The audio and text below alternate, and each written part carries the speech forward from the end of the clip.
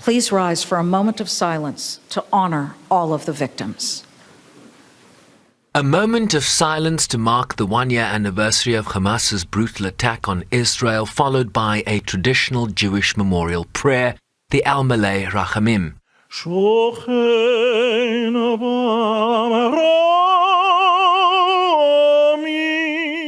As Israel's chief diplomat in a video message said his country was now fighting on 7 fronts, including Gaza, Lebanon and Yemen, among others.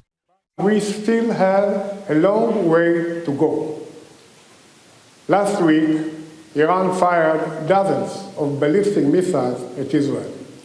I promised you here, we will respond with strength and power. I have no doubt we will defeat all our enemies and expand the circle of peace and normalization in the region after the war.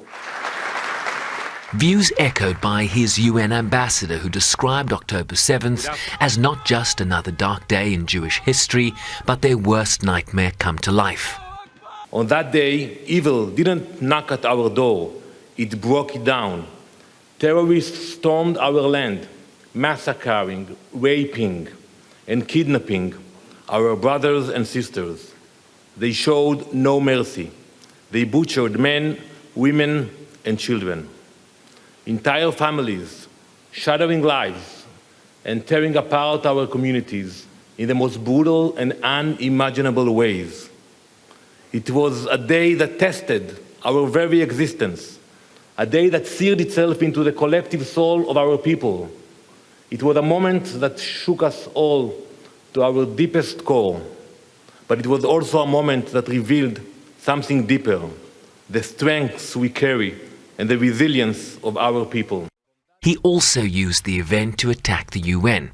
We stand here today in the United Nations, an institution that has failed us time and time again. When the massacre of October 7 unfolded, the UN refused to act.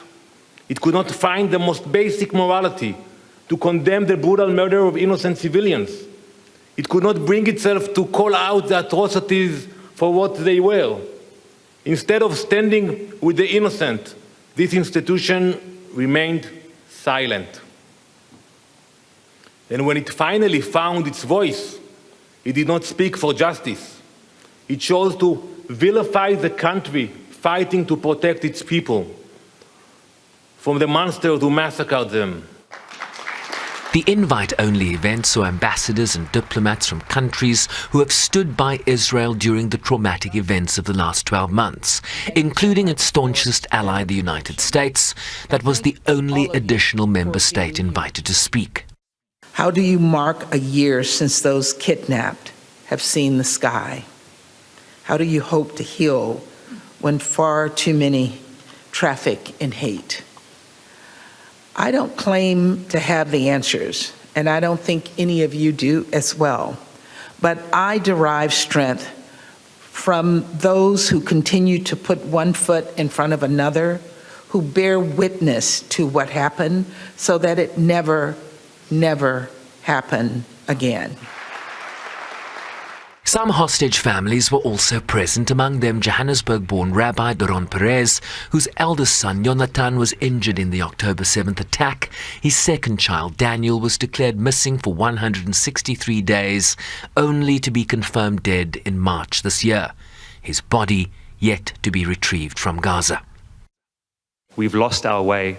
This is the time, today on October 7th, to call what our founders of the United Nations did, to found an organization to be above partisan politics, to be above conflicting ideologies, to stand up for a universal humanism with a moral authority.